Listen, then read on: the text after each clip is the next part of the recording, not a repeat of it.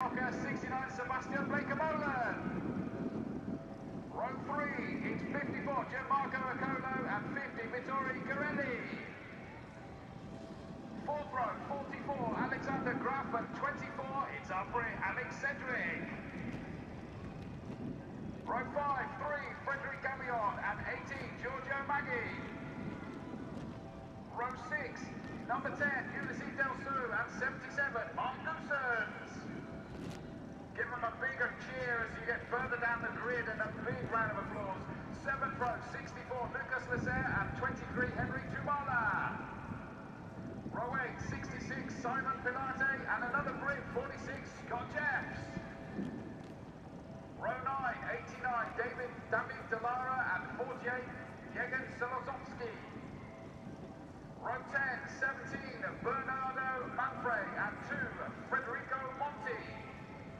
And on the 11th row, number 90, Igor Romanov. That's your drivers that are going to be taking part in this race, and I'm impressed that even with the nerves building up, they still gave their weight. Well done for the big round of applause. I don't know whether you can sense it down there, Al, but there's they still managed to wait, even though they were trying to focus on what's ahead of them. And I don't just mean these characters at the front. And the crowd were brilliant as well. Thank you, Brands. I know there's less of us here today. That means you have to make twice the noise when we ask you to get involved throughout the weekend, and we will be doing exactly that. So, just a couple of moments. Drivers will be standing by the cars. We won't be performing the national anthem before 12:45. So, just to get in place and get ready for the US national anthem to get American Speed Fest 8 here at Brands Hatch properly underway. We've got a photographic opportunity with characters from Star Wars and Captain America as well. Yeah, thought it was. Very good. So that's, we've got a very impressive performer for you about to sing the US national anthem, and this will be happening in a couple of minutes' time. Drivers will be standing by the cars, and there'll be a handover on a microphone and a live rendition and a special surprise as well. If I'm completely honest, that looks a bit like Lady Gaga just walked onto the grid. I wonder if it is. I wonder if it is. So, I don't know if Lady Gaga is going to talk to us, but can I say a couple of words to you, Lady Gaga? You are no stranger to singing the US national anthem. I have seen you perform it on a number of occasions. But do you get a bit nervy before you sing this? Because it's a big thing, isn't it? Yes, it is a really big thing for me, but I'm still excited to be here today. So. Fantastic. Well, welcome to Brands Hatch. You'll be singing for us in a couple of moments. Therefore, drivers by the cars, in the programme, everybody, there are the words to the US national anthem, which you are invited to sing along, join in, and really get into the spirit of our first race of the weekend for the NASCAR Whelen Euros. The EuroNASCAR Pros. So, 1 minute's time, we'll have the US.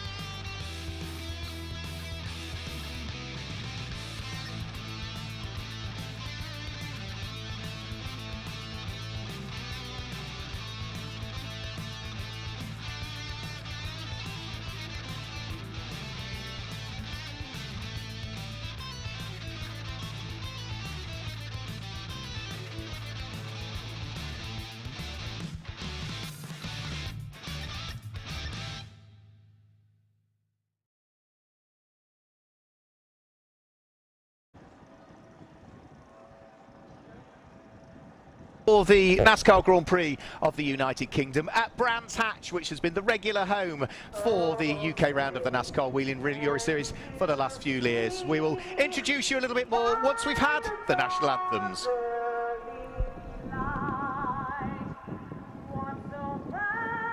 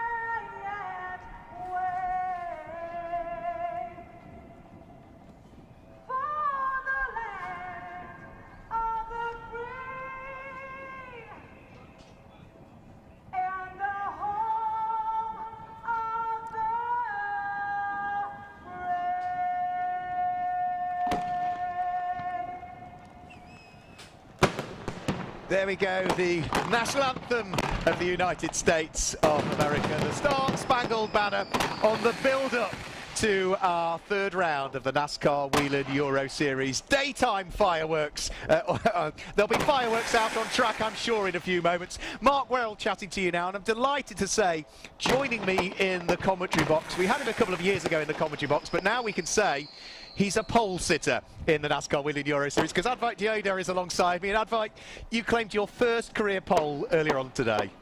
Yeah, first of all, good to see you again, Mark. It's been a while.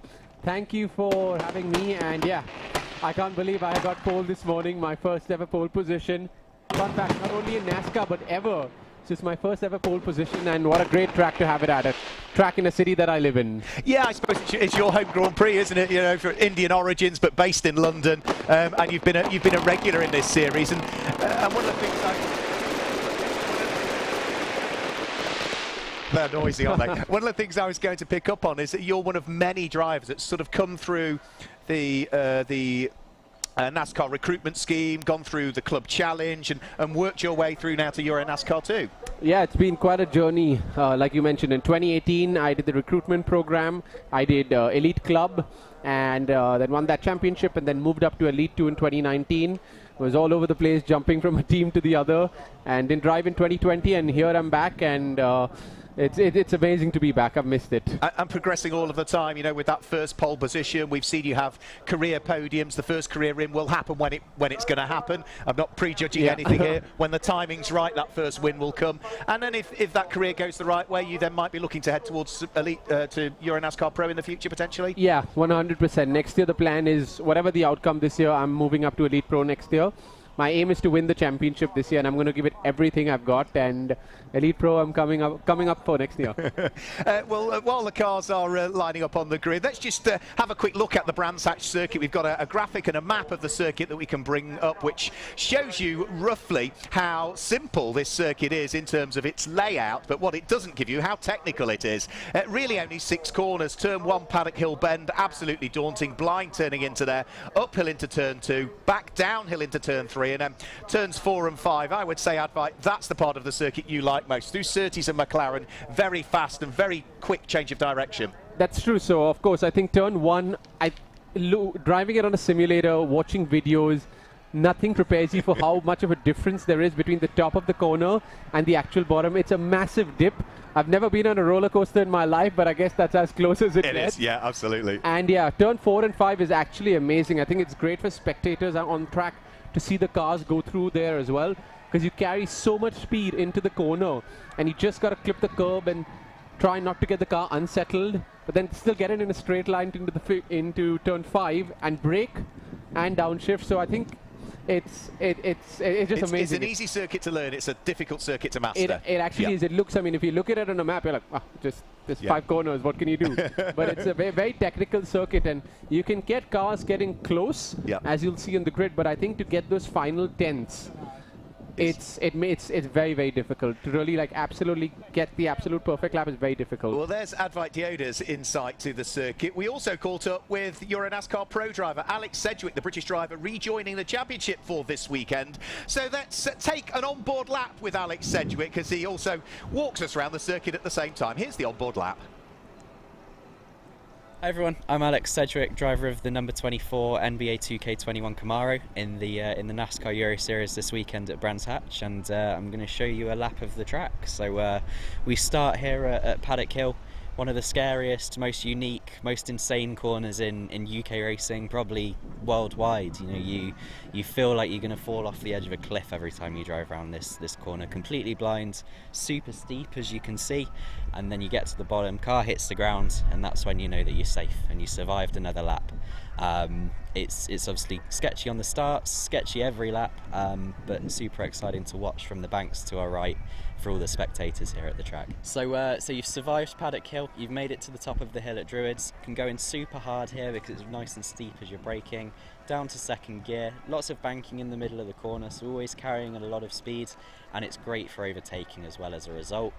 Lots of exciting action, lots of potential crashes, potential drama up here for the spectators, and then in these big heavy stock cars, lots of power, lots of torque, not a lot of grip, super easy to get a big slide or kill your exit on the way out. So again, another challenging corner for all of the drivers. After Druids, we've got Graham Hill, still second gear, challenging one this time. Obviously, you're going uphill into Druids, downhill into this one. Really easy to make a mistake under braking, good overtaking opportunity as well as the track opens up on the way in.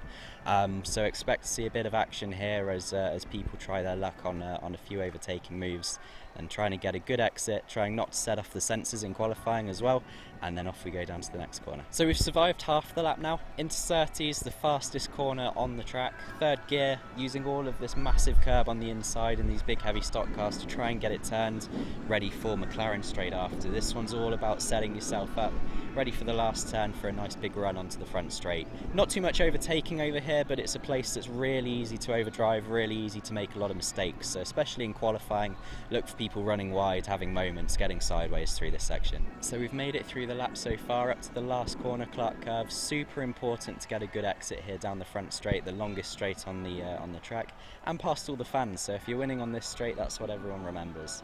Really hard on the exit here, drops away from you, and with these big heavy cars, you're just waiting on the power forever. What seems like forever to get to full throttle, sliding around, drifting, losing time potentially. So it's important to keep it nice and neat and tidy, and chances are if you do so, you'll be able to get another position into Paddock Hill. So there we go, that's a lap of Brands Hatch. Super exciting, super challenging in these NASCAR Whelen Euro Series cars. Be sure to tune in for qualifying and the races over the weekend, and hopefully all the fans we can have in the stands enjoy it too. So there we go, there's the onboard lap with Alex Sedgwick and a good tour around the circuit. He mentioned the fans, Advite. We've missed having the fans, and whilst we've got the fans here, due to the current restrictions that we're all having to work to, the fans aren't able to join in with you drivers. They're in a separate bubble, the fans bubble and the drivers bubble, and that's a shame, is it? Because we like to put on the show for the fans. We're doing it on track, but we can't do it the same way as we used to, for the moment at least. Yeah, and I think for anyone who's ever come to the event, it's the first time I saw it in 2018. I was absolutely blown away as to how incredible and just the whole event, the whole weekend from Friday all the way till Sunday is. We had, I think it was 25,000 fans in 2019. And just to see the people who are so passionate about the sport, about American muscle cars, and to see some of them back is great. And I can't wait for normal life to resume, for us to have a full house. You look at the strength in depth that you've got in EuroNASCAR 2, but obviously a lot of those drivers will at some point move to EuroNASCAR Pro, which is what we have out there. Strength in depth in EuroNASCAR Pro, you can look through all the way down through. I'm down at 13th, 14th on the grid, and there's still race winners down there. This is a very, very competitive series. Oh no, for sure, and it's amazing to see the amount of drivers. You're getting new drivers coming in every year, and a lot of them are seeing that the standard of drivers in EuroNASCAR Pro is to a very, very high level, and they're pushing each other. I mean, look at... I think it's always catch up right now with Alan and Loris, but yeah, like you said, there's winners all the way down in 12th and 13th. 97 thousandths of a second separated the two of them for pole positions. You're not even 100th of a second, so it really is very, very close.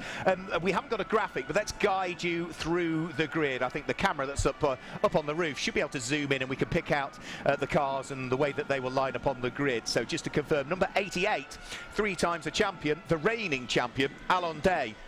The Israeli driver will start from pole position. His is the black car to the left of your screen set, and alongside is the car with the black and the blue and the day-glow flashes. That is the 2019 champion, the man from the Netherlands, Loris Heesemans. Row 2 of the grid, it's car number 22, the white car with the red tail end to it, the Italian driver Nicola Rocca, who has never claimed to win here at Brands Hatch. He's been on the podium, would desperately like to try and scoop up his first win. Alongside him is the car with the white and the blue and the pink flashes. It's another Dutchman, it's Sebastian Bleekemolen at the wheel of the Team Bleekemolen number 69 Ford. He managed to get on the podium overall for the first time, last time out at Circuit Ricardo Tormo. Row 3 of the grid, number 54, which is Gianmarco Ercoli, a former EuroNASCAR 2 champion, lines up alongside the reigning EuroNASCAR 2 champion who stepped up to EuroNASCAR Pro for this year, which is Vittorio Garelli, an all-Italian third row of the grid. And row 4 of the grid is where we see car number 44, which is white and green. That is Alex Sedgwick, the Swedish driver, returning to the series alongside the NBA 2K backed driver who also returns to the series this weekend, number 24, Alex Sedgwick, who did our walk around the track. Row 5 of the grid. It is 3 times a runner-up in the series, but he's never been the champion. He's suggesting it could be his last year of competition. I hope not. Fred Gabillon lines up alongside car number 18, which is Giorgio Maggi, the Swiss driver. And row 6 of the grid is another former EuroNASCAR 2 champion, number 10, Ulysse Delceau. So the indication is given for the drivers to start their engines, and alongside Ulysse Delceau is car number 77, a former Formula Ford Festival winner here at Brands Hatch back in his day. It was Mark Cousins. Row 7 of the grid, 64, Luca Lasserre, and 23, Henry Tuamala. Row 8 is 66, Simon Palat, and 46, Scott Jeffs back in the championship for this weekend. Row 9 is 89, Davide Dallara, alongside 48, Yevgen Sokolovsky. Row 10 is 17, which is Berdo Manfredi, and number 2, which is Federico Monti. And at the back of the grid, having qualified last, it's one of 2 Ukrainians in the field this weekend, car number 90, which is Igor Romanov. So that gives you the full grid. Just to point out, this is EuroNASCAR Pro. This is for the pro drivers. There are subcategories, which is for the Junior Trophy, which is for those under 25, and the Challenger Trophy, which are for amateurs that are competing at this level. But it's going to be a tough old race. You look at the statistics. Alan Day's had 3 wins around this track. Fred Gabillon has had 2 wins around this track. Gianmarco Ercoli has had 1. Those are the only drivers in this field that have claimed wins here before, so it could be very tight. Yeah, no, I think it's going to be very tight because Loris being alongside Alan is going to want to win to extend his championship lead. So I think we're on for a very good race. And looking at the sky above, we may just get a few drops of rain. I don't think so, but let's hope not. Yeah, Loris Hasemans, what a start to the season for him. Two wins at Circuit Ricardo Tormo Valencia, whereas Alan Day had a difficult weekend, really. 5th in the first race, but was involved in a little bit of an incident in the second race, which put him briefly into the gravel. He hauled himself out, but had a low finish. So he's playing catch-up, isn't he? Yeah, he's actually, Alan's quite far down on points, and he's come here trying to resurrect himself in a way in the championship, and I'm sure he's going to give it everything he's got. The car feels good, he feels confident with the car, and yeah, it's all to play for up front. But I think they're going to be smart as well, Loris and Alan. They need to think about West. We might just quickly be able to bring up the championship points for you, because they will have 2 formation laps for this race, so we might quickly, if Ivan, our director, can just bring up the championship points, we might quickly be able to just rattle our way through them. But Loris Hasemans is the championship leader on 80 points coming into this one. Gianmarco Ercoli is 2nd in the championship standings on 69 points, and Nicola Rocca is just a couple off him. So it's tight. There's a long way to go. The next race that we will have will be at Most in the Czech Republic towards the back end of August. Then we will go to Grobnik in Croatia in the middle of September, and then the final 2 rounds both take place in October. The penultimate round is at Circuit Solder in Belgium, and the final round is now going to be Autodromo Vallelunga. It should have opened up our championship season, but it comes the final round as, again, calendars are tweaked. So consistency is the key. You can't afford too many bad finishes over the course of a season, because there is only one joke around you can drop, Advite. So for Alan Day, he's already had a poor-ish score. He's got to stay consistent for the rest of the year almost, hasn't he, now? Yeah, I mean, Alan's got to score maximum points this weekend and for the subsequent weekends as well, because like you said, there's just one joke around. So he's got to be smart, get home points, even if it's not a win, get the points home. But I think I hope Alan wins. Just to keep the championship alive. I like Loris's driving, but I'm saying to keep the championship alive. I hope that we have a clean race. Brands Hatch is not easy to overtake. You can see instruction has been given that they need to get themselves into 2x2 order. They are roughly going to be about a metre apart from each other.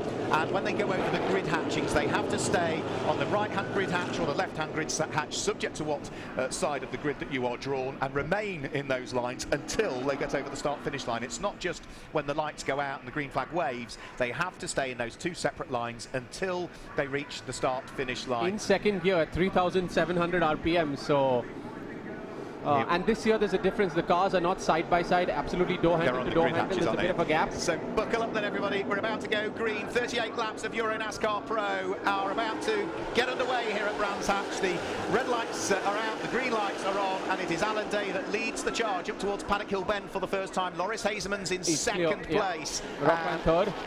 Rocca in third. Everybody, thankfully, safely through the first corner. Alan has done what a leader needs to do on the first lap into the second corner. Make sure you're down the inside to cover off anyone trying to send one into the corner. Yeah, so Alan Day leads further back with 2 wide. Alexander Graf and Upper position. Erkeli together, I think that is, isn't it? So down the straight, in towards Surtees. Alan Day under pressure from the championship leader, Loris Hazemans. Nicola Rocca there in 3rd place. That looks like that's Vittorio Garelli, isn't it, that's in 4th. He's had a good start. He had a very good start, and I'm glad to see everyone's come out, finishing the first lap, all in one piece, no contact. This is a fantastic first lap. Yeah, so Garelli in 4th, the Bleaky Moller there in 5th place, Alexander Graf in 6th position as we complete the first lap of 38, just picking up the curb on that inside line. You've got to be careful there, because if you take too much curb, it unsettles the car and pushes you even more towards the outside. Scrapes the bottom as well, yeah. Nicola seems to be quick. He's keeping up with Loris over there. Well, Nicola Rocca, I had a quick chat to Nicola on the grid before we got things underway, and you could tell he was fired up for this one, Nicola Rocca. He's had pole positions here in the past, he's had fastest laps here in the past, but he's never had a win. Sorry, Mark, I can't hear you. It's so loud out here. It is very loud, isn't it? So we'll see whether Nicola Rocca can get that first debut win at Brands Hatch in the NASCAR Whelen Euro Series. A slide, now that's Alex Sedgwick sliding wide there. It's very difficult out of the last corner. You got to keep a tight line and be very, very gentle on the throttle, because just the jab of the throttle too soon and you're going to be sideways, and that's going to drop you down all the way towards the end. You're going to lose speed. Loris Hazemans' fastest lap of the race on the first of Almost the flying laps. with Talon. So Gianmarco Ercoli trying to go down the inside of Alexander Graf, with Alex Sedgwick getting through. Yeah, that's the difficult thing, isn't it? You're trying to attack and defend at the same time in the early stages. Oh, Loris is sliding a lot. Big slide from Loris Hazemans as he came out of Graham Hill Bend there, so he's working really hard at the wheel of that Ford to try and stay on terms with Alan Day. You could argue his main championship rival, but he needs to watch his tyres. He looks like he's got a good run out of the last corner, Loris. Let's hope the camera goes to them. There we go. Yeah, he's got the run. It's not a very long start-finish straight, though, here at Brands Hatch. Is he going to try anything at Paddock Hill Bend? I wouldn't have thought so. Fastest lap again, Loris. Yeah, 49.695 for Loris, bringing the gap down to 1/4 of a second, using all of the tarmac as well. Too far back for anything at Druids, isn't he? Definitely. And they seem to be pulling away from Nicola. They were 2/10 quicker than Nicola on the last lap. And it looks like the top two cars are going to start pulling away, as long as they don't fight with each other and Alan doesn't have to block him. It looks like they're going to... Yeah, again, he's sliding a lot. Very much sliding around, yeah, so... I did speak to Loris again before the start of the race as well, and he really struggled with the car yesterday. They've done lots of work to it overnight and almost put it back to the settings it was running at Valencia, which the team said, are you sure? Are you sure you've not driven it with the Valencia settings at Brands? Do you want to? And he did. He absolutely put it back to the same settings as Valencia, and he said the car came alive this morning. And they're swapping fastest laps. Alan's done a 49.6, and look at that. Alex Sedgwick down the inside of Ercoli. That's fantastic. Oh, is he going to make it stick? No. Oh, that was a good move. Very good move. I don't quite think he made it stick, though. He's got the inside line coming to Druids. No, good driving by Ercoli, that. Good driving. Very brave, both of them, actually. And you got Giorgio Maggi down the inside of Gabillon, is that? It is Fred Gabillon, yeah. Frenchman in the number 3. RTV competition prepared car, gaining the place, just managing to hang on, but then it's a little bit slow coming out of Graham Hill Bend, and Maggi's alongside. They'll have the inside line as they head up towards Surtees. Good driving by Fred. And now the difficult thing is Maggi's now with the pressure from Mark Goossens. Exactly. Mark Goossens, Luca Lasserre, Ulysse Delso, Simon Palat. So that's the problem now. You're the cork in the bottle and everybody's queuing up behind. But for the leaders, no such worries. It just looks though Alan Day has just managed to gap Hazemans a bit more. Albeit Hazemans last time through, another new fastest lap. Yeah. Yeah, it keeps bouncing round, doesn't it? That fastest lap of the race. Had, so first 6 laps, they've had 3 fastest laps each. Now, at what stage on these tyres do you get to sort of the peak of the new tyre? Actually, quite soon. So the tyres are very soft compound compared to what we drove earlier. So you're going to see them get their fastest laps, I'd say, in the first 10-12 laps, and then you're going to see the speed drop down a bit, because these tyres are quite soft, the compound, and there's a lot of load around a lot of these corners. So tyre management is going to be key as well. Yeah, you're loading up for the left-hand side of the car in particular at high speed at several corners at Paddock Hill Bend, at McLaren, and at Clark Curve as well. So bouncing off the curb again. That's a beautiful sight. Now, these two, whilst they're close together, they're still not really dropping Nicola Rocca just that a tenth much, off on the last lap, yeah. So he's not that far away. Then it's Vittorio Gorelli, who is the leading junior driver we've got as well. So he's leading the junior trophy for those aged 25 and under at the moment. And the leading driver in the Challenger trophy, you have to look down to 15th position, and it's the number 23 Chevy in the hands of the Finnish driver Henry Tuomala that is the leading Challenger driver, i.e. the leading amateur that we've got in the field at the moment. Who do we have? Now that's Federico What's happening with Monti. Gabio and Maggi Dalby? They were very close earlier on. What was their... What was the line? Yeah, Maggi was 2 tenths behind. 2 tenths behind, yeah, not that far behind. So again, through Paddock Hill Bend, the laps just ticking away all of the time. That is now 7 laps completed. They are on to lap number 8.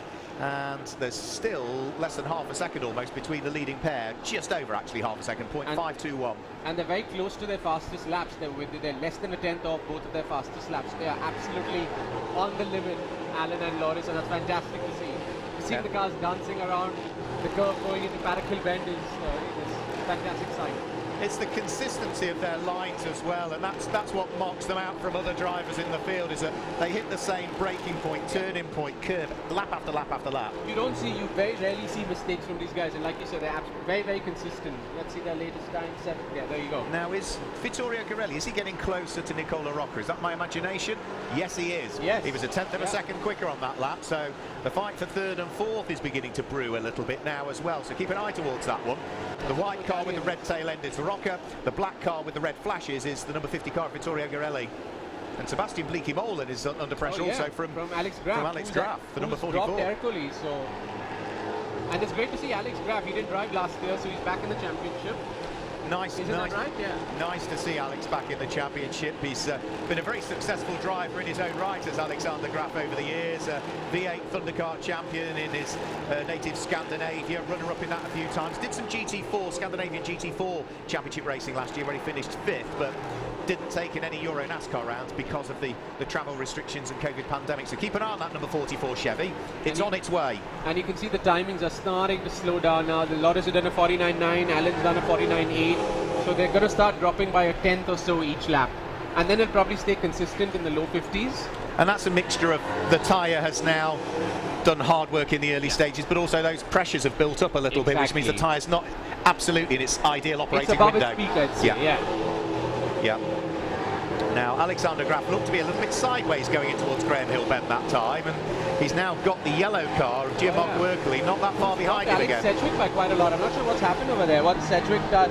Yeah, he's done a 49.9, so...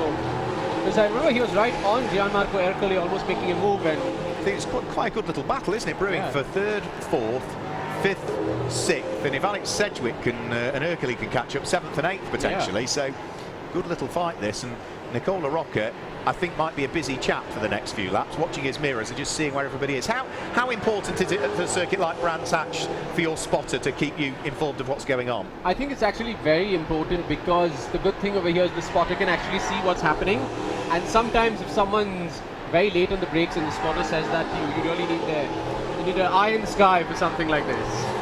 Look, all of a sudden the lead has opened up, hasn't it, for Alon Day? That was a slower lap from Hazemans, so he was about a quarter of a second slower that time through Loris Hazemans. The number 88 Monster Energy back Chevy of the reigning champion now leads by a second. Look at this, Gianmarco Ercole is just on a 49.6. That's very close to the fastest lap of the race, and that's Gianmarco down in 7th. So he's catching Alexander Graf and Bleekie-Molen very, very quickly, and he's going to be right up behind them. He is, very soon. And it looks like Alan again, he's 2 tenths on average a lap faster than Loris. So Loris seems to be dropping down ever so slightly. Just pulling and away. That was Gorelli on very close to Nicola Rocca, and there's a train forming over there. This is fantastic. There is. They're all bunching up behind Nicola Rocca, aren't they? Yeah, the black number 50, Vittorio Gorelli, then Sebastian Bleekie-Molen, Alexander Graf, Gianmarco Ercole. Not quite joining in the fun as yet is Alex Sedgwick. He hasn't quite managed to catch up with the pack ahead. Fred Gabion further back in 9th place is under pressure from Giorgio Maggi, as they now start to get amongst some of the traffic there, moving out of harm's way. I think was Bernardo Manfredi, was it, that moved out of the way there and allowed the race leaders to go through. Yeah, is Graf going to send one down? Because Graf's got to be careful. He's got to, because he's got Gianmarco, who's obviously a lot quicker than them, right behind him.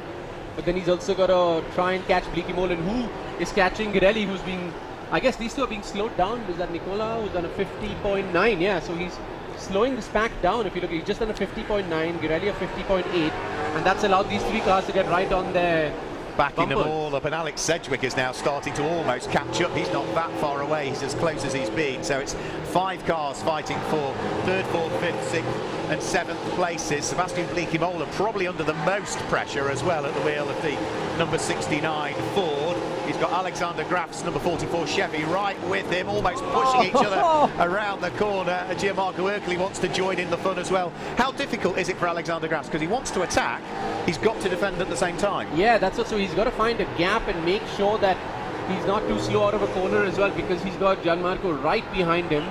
But they got to be smart and play a... It's tricky because then on the other hand, he's got these 2 cars ahead, so you don't want to... Oh! Graf, he's pushing Just hard. 2 wheels in the gravel, didn't really compromise his speed. No. The one good thing is, because it was just on the very edge of the gravel, it didn't take out the front splitter as well. Exactly. 2 wheels into the gravel fully, that was And the that's front it, yeah. splitter gone, and that's the race gone, isn't it, but nearly? no, yeah. There he's... So Bleekemolen, oh, no, he's too far back. I thought he was going to get the overlap there, but still hasn't quite made it stick. I think it's a matter of time before he passes Bleekemolen, because Bleekemolen's holding him up. Graf, oh no, Graf's got to be careful. He's got to close the door on Ercoli, hasn't he? So he's trying hard, Alexander Graf. He's looking in the back to see whether there's anything more he can throw at it, but for the moment he's got to be conscious that he's got the former EuroNASCAR 2 champion Gianmarco Ercoli right behind him. Now, not easy to overtake at Paddock Hill, Ben. You've got to be fully alongside, haven't you? And you've got to trust the driver that you're getting by at the same time. 100%. And there he goes down. No, he does. And look who's right on the back of Gianmarco Ercoli. Alex Sedgwick is back up there. That's fantastic. And like I said, they're now up into the 50s. So nobody's doing a 49 now. Nicola Rocca was the cork in the bottle a few laps ago, but now because Sebastian Bleekemolen is really defending, both Rocca and Girelli have got away a little bit. I think Graf missed the gear because he was very slow coming out of the corner, and Ercoli's passed him. I think Graf made a mistake coming out of that corner. Must have been now. Ercoli runs a little bit wide there coming out of Clark Curve, and that's going to allow Alexander Graf back up the inside, is it? They are almost together. Ercoli trying to squeeze Graf, but just manages to hang on to it. No, skin of his teeth stuff there for Gianmarco Ercoli. He's defensive also going in towards Paddock Hill Bend. That's largely because they've got Federico Monti's car to try and work their way through and past. But yeah, Ercoli, having gained the place, nearly lost it. Now, yeah, because Ercoli's got a, like, because Graf made a mistake there. Alex has given a bit of a tap to Alexander Graf. Oh, this is fantastic racing, and it's amazing. They're racing hard, but they're racing clean. Hard, that is very, fair, very good to see. clean. Pure racing, as we say. Exactly. It's pure racing. So blue flags waving for Federico Monti, whilst everybody else carves their way through and past the former motorcycle racer, who is running round towards the tail end of the field at this stage. Back towards Alexander Graf. Oh, that's not tail end of that car sliding. Yeah, that's not very good for those tyres, because they're sliding a lot. But amazingly, Alex Sedgwick is further away at the end of this lap than he was at the beginning. What's going on, Mark? I have no idea. and Girelli and Rocca are now pulling away. And the good thing is Sebastian Bleekemolen, for the first time in several laps, has got a little bit of daylight as, again, Alexander Graf just runs a little bit wide. Yeah. The gap first to second, you just saw it flash up there to the left of your screens. Alan Day now leads by 3 3/4 seconds from Loris Hazemans. Now, if you're Loris Hazemans, you're at almost the halfway point of the race. You'll still keep pushing, but you're more likely to settle for the 35 points, do you think, at that stage? You are, but I don't know I think we need to keep an eye on Loris as well, because he's just done a 50.7, and that's 3/10 slower than the guys behind him. So I'm not sure what's going on over there. If he's got a problem, or they went off with the pressures here. What's he done now? Yeah, again a 50.7. Here comes Nicola Rocca under pressure from Vittorio Girelli, the reigning EuroNASCAR 2 champion. Thought about going around the outside, but he's now going to try and switch back on the exit of the corner to try and get the inside line up towards Druids, but Nicola Rocca is wise to that. Now these two are squabbling, just as they'd got away from Sebastian Bleekemolen. All of a sudden, that little bit of squabbling, they're all catching up again. Exactly, he's back again. There's just no respite. I mean, it's a circuit where when you're fighting, there's never a rest, but it's such a short circuit, and even the start-finish straight isn't really a straight. As a driver, you never get a rest, do you? There's absolutely no rest at all. I mean, you probably get 3 seconds over here to grab your breath, and you're off into another left-hander again. Look, I mean, this is amazing. With 18 laps in, and these guys are side. These 3 cars, that's Ercoli, Alexander Graf, and Bleekemolen have been glued to each other, and Rocca and Girelli. So everyone's respecting each other's driving, and I think that's so important to see. Sensible for the moment. Let's hope that they stay sensible. We managed the whole weekend at Valencia without a single safety car period, so let's see now. Alexander Graf having another little nibble at Gianmarco Ercoli, who was very quick to make sure he covered off the move from the Swedish driver at the wheel of the 44 Chevy that sits behind. We ought to say that Vittorio Garelli in 4th place is still the leading junior driver. Ercoli would be 2nd of the junior drivers, and Alex Sedgwick would be 3rd. And of the challenger drivers, down in 15th, Henry Tuamala still leads that from Davide Dallara and Yevgen Sokolovsky, who are fighting over 17th and 18th overall in the race, but 2nd and 3rd of the challenger drivers, i.e. the amateurs in this race. And Loris seems to have picked up his pace again. He's on a 50.5. Let's see what it was. This 50.4. Okay, so he's picking up the pace again. He's lapping quicker than Alan and quicker than the guys behind. So it looks like it's 1st and 2nd seem to be settled, but who's it going to be in 3rd, 4th, 5th, 6th, 7th? could be any one of this train of cars. Nicola Rocca, for the moment, still hangs on to 3rd place, but Vittorio Garelli, Sebastian Bleeky-Molen, the yellow and black car of Gianmarco Ercoli, and the green car at the tail end of this little quintet of cars, which is Alexander Graf, all have other ideas about it. Alex Sedgwick, I'm not quite sure what's happened to him. His pace seems to have gone off again. He was with that pack of cars, and now he is, well, as you can see on the graphic there, he's 1.5 seconds adrift. He's like a yo-yo, he's up and down. What's going on, Alex? But I'm sure he'll be back up there again. I mean, he's doing a fantastic job over here. Up in 8th, after not driving last year, I think it's an incredible job by him. And I'm looking down here, there's some guys towards the back who are doing pretty decent times. People like Ulis Delso, Simon Pilat, actually, they're matching, and yeah, they're matching the leader's pace. So that's quite impressive. Guys down in 11th, 12th, 13th are matching the leader's pace. Yeah, well, for Alex Sedgwick, I do fear something might be wrong with his car, because it's gone off the boil quite significantly. The last lap he did was a 51.4. Okay, he's still circulating in 8th position, but a 51.4 is what the likes of Davide Dallara and Yevgen Sokolovsky almost are doing, and they're down in 17th and 18th positions. So yeah, need to keep an eye towards Sedgwick, and he's dropping further back. He's falling more into the clutches of that white and black car of Fred Gabillon there. Back to the fight for 3rd, though. Nicola Rocca is going to know he's had a race here, isn't he? We are now, 20 laps completed. This is lap number 21 that they are about to chalk into the book. Nicola Rocca, the number 22 Chevy, under pressure from the number 50 Hendricks, prepared Ford of Vittorio Garelli. Then the Team Bleeky-Molen Ford sits behind in the hands of Sebastian. Yeah, there's a bit of a lock-up from Nicola, because I think he's doing a fantastic job. I mean, he's held up all Garelli's attempts in the past 22 laps, and he just put in a 50.7, so he was 3/10 slower than Garelli. But did you see he had a bit of a snatch break going into Parakel Bend? I hope that's not going to cost him too much. Moving out of the way goes Igor Romanov, the Ukrainian, just making sure that he allows the race leaders to work their way past. And for Nicola Rocca, a bit like you really, you know, you're based in London. Nicola Rocca, he might be Italian, he has now moved from the Channel Islands into the city as well, hasn't he? So he was saying earlier, feels like his home Grand Prix. Yeah, exactly. We actually live very close to each other in London, so it is like a home Grand Prix for both of us. Here comes Gianmarco Ercoli, trying around the outside of Sebastian Bleeky-Molen. Cut back on the exit, do you think? No, I don't think so. No, it's too late. I think Sebastian's doing an amazing job over here as well.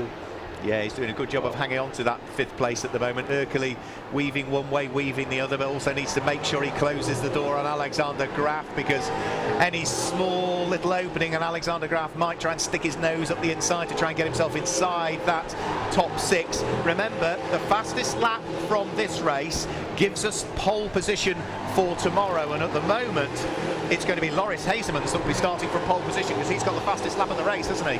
That is correct, yeah, because it's very close even if you look at those guys. But Loris will be on pole for tomorrow. Let's see what his last lap. So he's maintaining the gap to Alan right now. They're doing approximately the same lap time. Well, in qualifying this morning, they were separated, Loris Hazemans and Alan Day, by 97 thousandths of a second.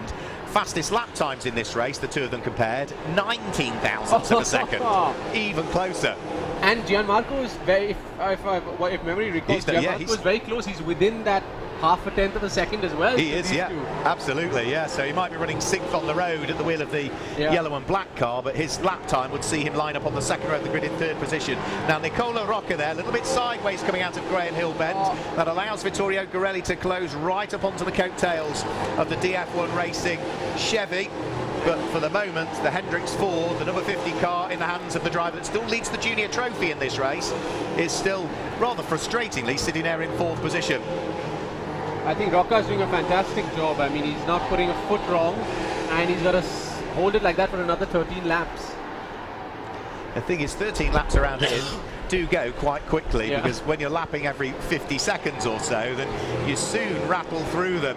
Now, Alexander Graf, is he going to have a nibble? No. Well, Graf has got himself ahead of Urkeli, having done that a lap or so ago, and now he's looking to try and attack and move himself up into 5th position if he can, and through and ahead. But Alexander Graf a little bit sideways again. It's amazing how as soon as you get that car sideways, it just kills your exit speed, doesn't it? Yeah, and I feel Alex has been very sideways coming out of Park Hill Bend, and whoa, that's a very... He took a lot of curve Robbing there. is racing. That is a good move if he pulls that off. Oh, wow. He's going to do it. He's up the inside as they head up towards Clark Curve. He's got the inside line now for Sebastian Bleekie-Molen. He now needs to try and slot back in. They are side to side. Bleekie-Molen just with his nose ahead, but Graf with the all-important inside line.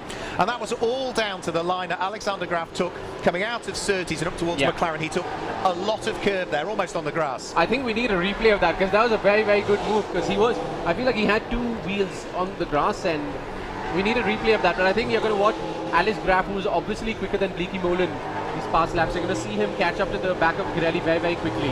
Because Bleekie-Molen's going to have to defend from Ercole, so Alex doesn't need to look in his mirrors for a while. Yeah, so good move that from Alexander Graf. So the Swedish driver now up into what will be 5th position. The Dutchman, the man from the Netherlands, comes under pressure now from the number 54 car of Gianmarco Ercole that sits behind. Who's got a very good run, and let's see if Bleekie-Molen closes the door, because Ercole's right on his bumper. Oh, nice. Nice line taken by Sebastian Bleekie-Molen there, just to make sure. Back to the fight for 3rd, Nicola Rocca. There's no going away, is there, as far as Vittorio Girelli is concerned? He is sat firmly on the bumper of that Chevy all of the time. They've got a back marker to deal with here, though. Igor Romanov, who was very kind to some of the cars earlier on, wasn't he? Moved well and truly out of the way, and I think... And it's Bernardo Manfrey, I should say, yeah. And Graf has done a very, very quick lap. He's done a 50.3, so he's obviously got a lot more pace. Oh. Here's the replay at the end of the overtake. It was a couple of corners before that where it started, but it was only finally done and dusted, wasn't it, as they got towards the start-finish line. And now Alexander Graf is coming under pressure from Girelli, and he's going to be squeezing his way through. Girelli, who's held 4th for most of the race, is going to be down into 5th place, and I would imagine that started in exactly the same place as the previous overtake. Yeah, we need to see that. Wow, look at this, and Alex is absolutely flying right now. He's going to be. I think he's got more pace than Nicola. He's a lovely guy, Alexander Graf. Nice guy, very quick driver, and he's doing a chunk of commentary as well now for the Scandinavian Touring Car Championship as well. So he's a very talented, albeit very busy man, is Alexander Graf. And yeah, the way he's catching up with Nicola Rocca, I wouldn't rule out a podium, for him at this stage. I don't. Nicola's going to really have to. Oh, because Alex has got confidence. I mean, he's braking very, very late. He's got confidence with the car right now, so Nicola's got to work on his hands. Rocca's in for the full season. Alexander Graf is not necessarily doing it all. They're both racing for DF1 Racing. What we don't need are 2 teammates taking each other out, do we? That is very, very true. I mean, that would not go down well with Norbert, would it? Not at all. No. I would run. No, but I'm sure Norbert's going to be talking to them and telling them to race clean. But I think Alex is a clean racer. Yeah. And so I don't think Nicola needs to worry about that. It's just that Alex needs to. He's obviously got more pace. He just needs to find the right opportunity to make a move. We'll see whether this is the opportunity, because it's coming out of this corner where Alexander Graf then starts to tee up a move, not going into the left-hander, but the next little right-hander. And I don't think we're quite going to get the opportunity to see whether he was going to squeeze it through, because we go back to our race leader, who is now about to complete lap number 29 and head on to lap number 30. So 29 laps completed. Over the start-finish lane goes Alan Day. 9 laps still to go between himself and what would be his 25th career victory in the NASCAR Whelen Euro Series. He is already the most successful driver in terms of career wins. He's on 24. He could make it a quarter of a century here. Yeah, and I mean, that's such a good-looking car as well. I'm sure his sponsors will be very happy, and he looks like he's out on a Sunday drive. Not his own out in front, but you can tell him and Loris are really, really pushing, as they've been they're matching their lap times, and yeah, they just got to keep it clean and just bring the cars home, because keep it third place is going to change very soon the way things are going. It's Nicola Rocca I want to see, because he has got Alexander Graf right on his tailpipes all of the time, but for Alan Day, the hard work done in the early stages means that he enjoys about a 3.5 second lead between himself and Loris Hazemans. Now this is Mark Goossens at the wheel of the number 77 car. He's in 10th position at the moment, but he's got Luca Lasserre right behind him, Ulysse Delceau, and then the white and green car is Simon Palat, who's doing a fantastic job. I think Simon racing in both Elite 1 and Elite 2 this weekend. So I think shout out to Simon for doing a fantastic job. Yeah, he's been given the opportunity because Patrick Lamery can't make it here this weekend. So Simon Palat will, any seat time is good time, isn't it? And, exactly. And when you're Simon Palat, you're only 19 years of age.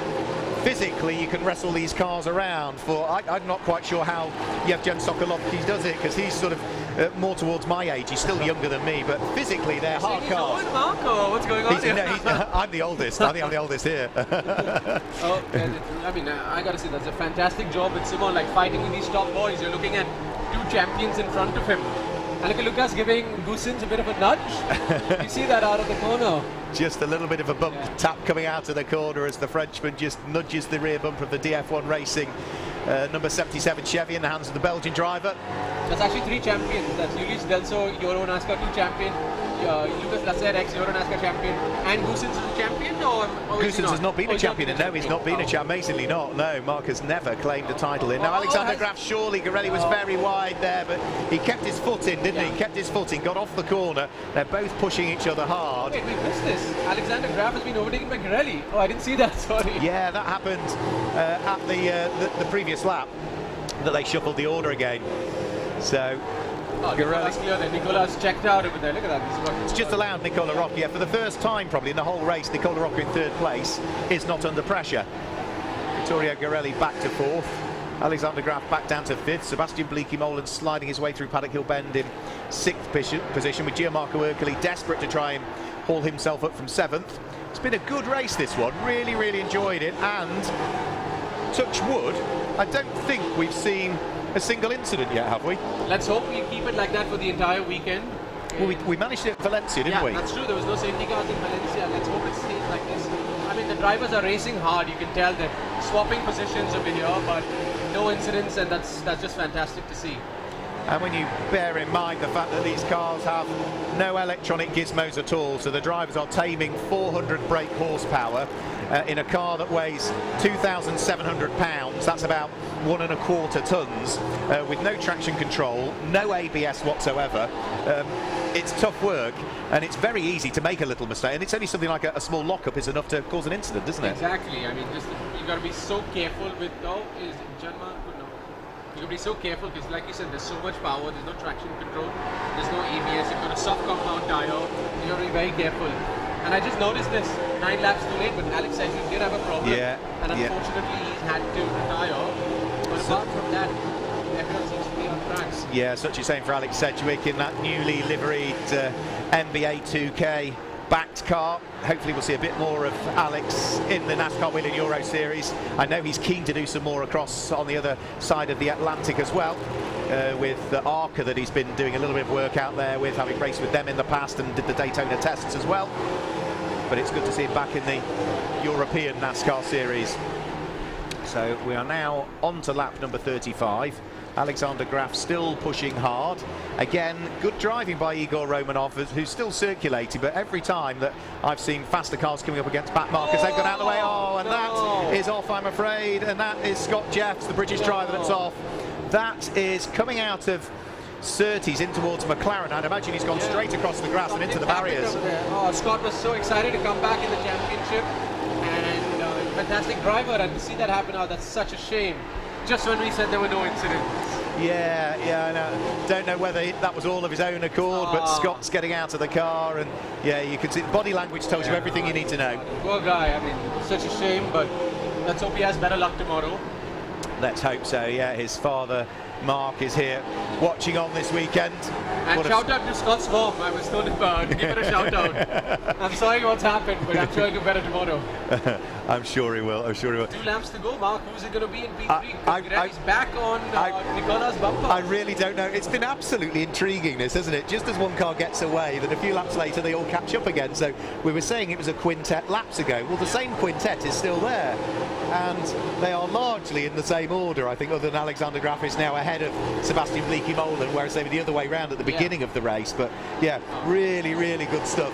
Rocker 4th, Garelli 5th, Graf 6th, Bleekie-Molen 6th place, and then the yellow car at the tail end is Gianmarco Ercoli, who has been a race winner here at Brands Hatch in the past in EuroNASCAR Pro. He is there in 7th place at the moment, but they're running out of time, aren't they, to try and sort that one out? Final lap, and Alan's 2 to go. This one and one more. Sorry. Yeah. Alan and Loris, I think that's amazing. Both of them, they've been, I think from the first few laps in, they've been between 3.5 to about 4.5 seconds apart. So they've mashed each other through the race, and that's 2 top drivers doing an exceptional job. Doing a really good job. Junior Trophy still being led by Vittorio Garelli, by the way. The Challenger Trophy now in 14th position is the Finnish driver Henry Tuomala. So that looks as though that is probably the way that they are likely to finish, as Alan Day now heads on to what will be his final lap of the race in round 3 of the 2021 NASCAR Whelen Euro Series, supported by not just Whelen Engineering but by Hoosier Tyres and TJ, who provide the championship trophies and the winners' rings, Kenol, and the many other supporters that we have. But for Alan Day, it certainly looks as though it is going to be win number 4 at Brands Hatch, and career win number 25, which now moves him 3 wins clear of the next most winningest driver in terms of career wins in the NASCAR Whelen Euro Series, NASCAR Pro Division, sliding his way still through McLaren and then on towards Clearways and Clark Curve. The Israeli is going to come home and claim maximum championship points, exactly what he needed after mixed fortunes at Circuit Ricardo Tormo in Valencia. Alan Day is going to claim the win and the 4th round of the championship. It will be Loris Hazemans that finishes 4.5 seconds adrift in 2nd place. Who's going to finish in 3rd position? It is just like Nicola Rocco from Vittorio Garelli. 0.2 of a second separating them. Amazing. I think top job to, of course, Alan and Loris. They didn't put a foot wrong through the race. But I gotta say, Nicola Rocco, in many ways, is my driver of the day. I mean, he had to defend Garelli through the entire race, and I gotta say, hats off to Nicola.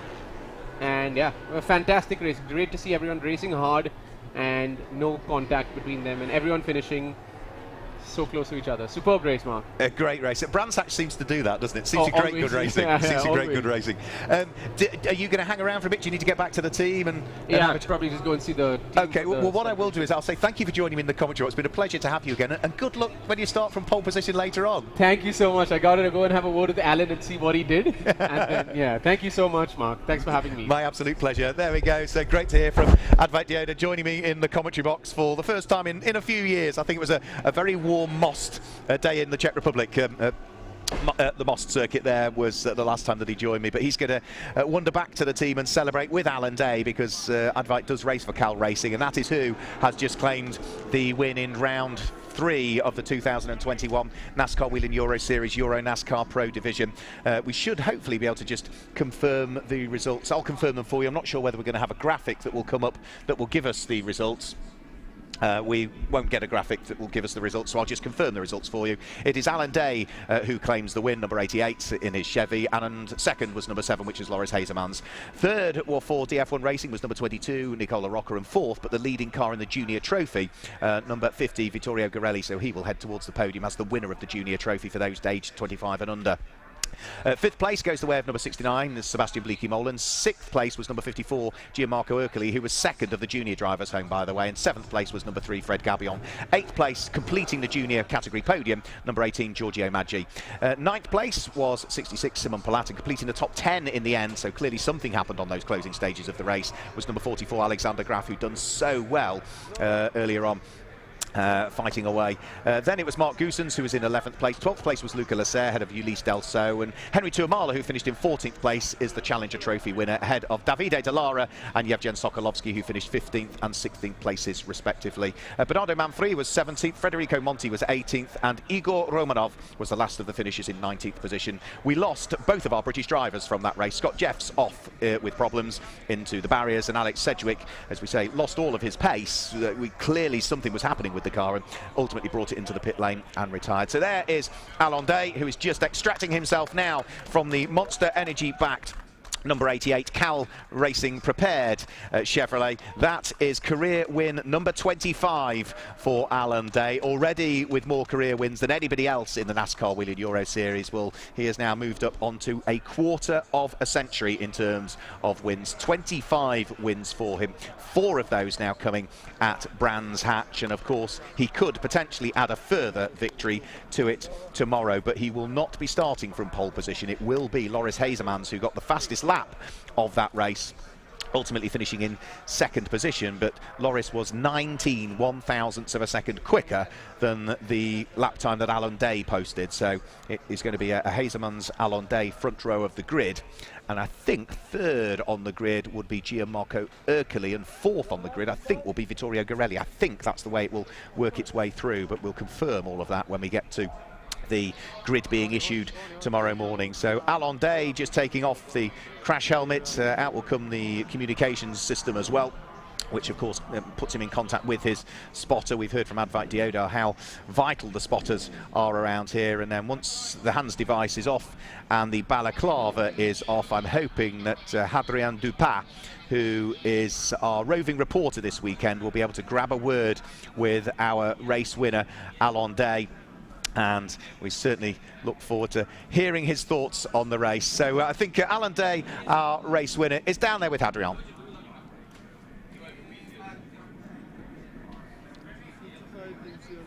NASCAR series. Are you happy with this race? Yeah, I think it's incredible to have 25 victories. I think it's amazing, especially with this team, with Cal Racing team, that I won already 21 wins, victories. So I think it's pretty incredible. Yeah, what can I say? The team did a great job. Car was amazing. Loris was pushing me through the first part of the race, but then I realized that the gap is big, so I decided to slow down a bit and manage the tires for tomorrow. I know that tomorrow I'm not on pole position, but we will try to manage that. Congratulations again, Alain, and good luck for tomorrow. Thank you very much. Thank you. There we go. Always good to hear from our race winner, Alain Day, who is now going to make his way up from victory lane down there in the pit lane onto the podium, ready for the podium celebrations for round 3 of the championship. Luca Caniore there, who is the team manager of Cal Racing, just congratulating him for what has been a great return, really, to the team that you could argue is his home, really. He's claimed the championship last year with PK Carsport, Anthony Kumpen's team. The previous 2 championships that Alain Day had secured were both with Cal Racing, but PK are not competing in the NASCAR Whelen Euro Series this year, so he moved back to his former team, and, well, you just know that whatever happens over the course of the next few rounds, Alain Day is certainly going to be right at the sharp end of the championship, and he's going to be pushing as hard as he possibly can to see whether he could potentially become the first driver in the NASCAR Whelen Euro Series history to claim 4 championships, because at the moment he's on 3. And the Villarino, who is not competing this year, is also a 3-times champion and won it in the 2012, 2013, 2015 championship seasons. So could Alain Day become a 4-times champion? He's already got more wins than anybody else. There's the rather forlorn sight of Scott Jeff's car heading back in towards the pit lane, having had an issue through Surtees and McLaren, and the car was pitched just briefly into the barriers. It looks as though it's rolling back, though. It's end of a tow rope, so that's a good thing. That means that all the wheels are pointing in the right direction, so it's probably just some cosmetic damage to that car that needs sorting by the team. And then once that is done, we should hopefully be able to see that car out in the EuroNASCAR 2 race a little bit later on. The rest of the drivers have now been weighed in the Parc Ferme area. Nicola Rocca just out of shot there, taking a drink of water. And just working his way down towards the pit lane for what was a busy old race for Nicola Rocca. Finished in 3rd position overall. Would have liked the win, but didn't perhaps quite have the pace, and then of course was embroiled in that great fight for 3rd all the way back to what, 7th place, is almost 8th place, wasn't it, when when Alex Sedgwick was joining in the fun as well. But for Nicola Rocca, he might have to wait until tomorrow for that first Brands Hatch win to come along. So he's had pole positions here before. I don't think he has had a fastest lap here before, actually, thinking about it, but he has certainly not had a win. But yeah, taking a well-earned drink. You can see just how red he looks, how tired he must be after what was an enthralling 38-lap race. And I'm not sure whether Hadrian Dupin was going to try and grab a quick word with him, so we might be able to hear from 2nd and possibly 3rd place. How was the race for you? It's actually the 2nd podium of the season, but it was tough. We didn't really have too much pace, especially from the middle of the race onwards. So yeah, it was pretty tough to defend all race long, but yeah, at the end we brought home a podium, which is good, which is what we want. Tomorrow maybe we need to change a bit the car to have a bit more pace. Obviously happy to be on the podium here in Brands Hatch. Is always special. So. Okay, thank you and congratulations for your podium. Thank you very much. Thank you very much. So there we go. Great that Hadrian was able to grab a quick word with Nicola Rocca there. I'm hoping he might be able to also grab a quick word with Loris Hazemans, but I think Loris might have now been ushered towards the podium, because the podium is dressed and you can see the fantastic American Speedfest backdrop to the logo. It's the 8th version of American Speedfest. It's actually the 10th time we've had the NASCAR Whelen Euro Series and its predecessors here as well, when it was called the likes of the EuroNASCAR, the Euro Race Car NASCAR Touring Series and the Race Car Euro Series. It's been called various things over the years, but it's the 10th visit to Brands Hatch. And it is the 8th, the badging of American Speedfest. But I'm not sure we are going to hang around for the podiums. I'm just looking for confirmation. We are going to hang around for the podiums, I think. So we'll just wait for the drivers to get themselves organised at the back of the podium, and then we can introduce each one of the podiums in due course for what's been a great start to the weekend here at Brands Hatch for the NASCAR Whelen Euro Series. So it's been the traditional home for the UK round of this series for a good number of years, and whilst we are limited to just 4,000 spectators per day, such are the current restrictions that we have to work with in the UK from the mixture of the United Kingdom government and Motorsport UK, who are the authorising body, and of course FIA, the Federation International Automobile, who are in charge of international motorsport. Well, that's what we have to work with at the moment. It means that at least we get some fans in, albeit not the 20,000 or so that we would usually have for American Speedfest. So there's Alan Day's car in victory lane. Wait for the door to open on the podium, and that's the first indication that we'll see some drivers heading out there as well. And then we'll have to pick up on exactly which order they are doing the podium presentations in.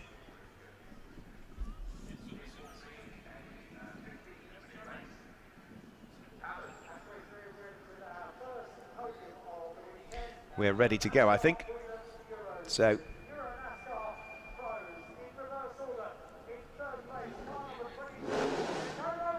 there we go. Nicola Rocca heads out onto the podium. So it's the overall podium that we are doing first. So Nicola Rocca up onto the 3rd step of the podium. The drivers will have to self-present their own trophies. Such are the restrictions again that we have at the moment. 2nd place, it's the championship leader, Loris Hazemans, heads onto the podium, finishing in 2nd position. A shake of the hand with Nicola Rocca. But the top step of the podium, and 25 career wins now for the reigning champion. Alan Day heads up onto the top step of the podium, shakes the hands of both Loris Hazemans and Nicola Rocca, and he's on the top step of the podium. And now it's time for the national anthem of the winning driver.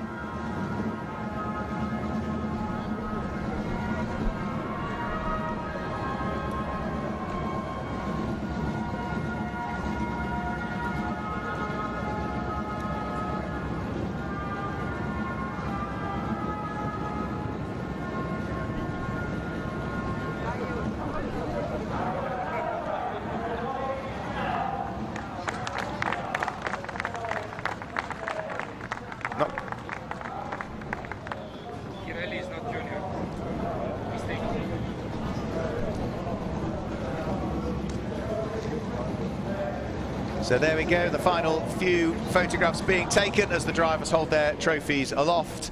And then I'm sure they will save the champagne for tomorrow, because they've got another race, and racing in wet and sticky and champagne-filled overalls is not ideal. Are they going to? They might have a spare set of overalls, so they might make merry with the champagne. Are they going to spray it just over the top or at each other?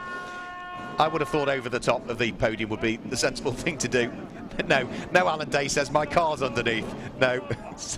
So, Loris Hasemans, I think, will be first out with the cork. Nicola Rocca enjoying the moment, and Alan Day looking slightly confused, and he wants to do, yeah, go on Alan, it's your car, you can spray it on your car. There we go. So congratulations to our top 3 drivers in the race overall. Round 3 of the championship, Alan Day the winner, Loris Hasemans in 2nd place, and Nicola Rocca finishing in 3rd position. So they will vacate the podium. We will then get our junior podium out. Now, during the race, I was suggesting that Vittorio Garelli was the leading junior driver. That is exactly what the screen was showing. However, news has reached me that Vittorio Garelli now is no longer eligible for the junior trophy. So the number 50 car, now that he's 27, yeah, absolutely, it does say 27, but the timing screens were still suggesting he was a junior. So that does mean that we will have Gianmarco Ercoli as the winner for the junior trophy, and that's what should be coming out now. So the podium is redressed by Anne Galpin, and then we will await the arrival onto the podium of Simon Palat, who was 3rd in junior trophy, Giorgio Maggi, who was 2nd, and Gianmarco Ercoli, who should be the winner. So there's Simon Palat, who finished 3rd in the junior trophy for drivers aged under 25 that race in EuroNASCAR Pro. 2nd in the junior trophy, the Swiss driver Giorgio Maggi. And the top step of the podium is Gianmarco Ercoli, the winner of the junior trophy. 3 different drivers, 3 different nationalities, 3 different teams as well. The Belgian Simon Palat racing for DF1 Racing, the Swiss driver Giorgio Maggi racing for Hendricks, and the Italian driver racing for Cal is the winner of the junior trophy.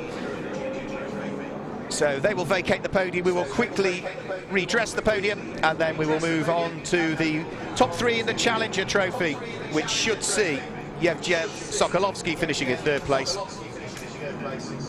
Davide Dallara would have finished in 2nd place, and the winner would be the Scandinavian, the Finnish driver Henri Tuomala, should be on the top step of the Challenger Trophy podium. Remember, the Challenger Trophy is for amateur drivers that race in EuroNASCAR Pro.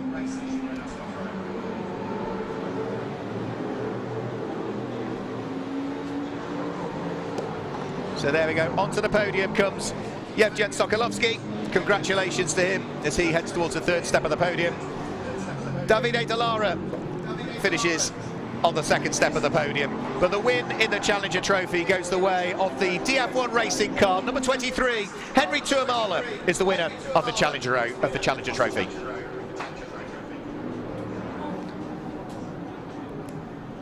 So that is our last podium now completed. And that is the last of the action for the moment from the NASCAR Whelen Euro Series. But don't forget, we do have another race coming up later on this afternoon. That's for the EuroNASCAR 2 division. If you've joined us for this one, please make sure that you are back online at around about 3:48 UK time. That would be 4:48 if you're watching in Central Europe, because we've got a further race to come later on this afternoon from EuroNASCAR 2. So until then, from all of us here at Brands Hatch, enjoy the rest of your day. We'll be back with you for EuroNASCAR 2 later on. Until then, goodbye.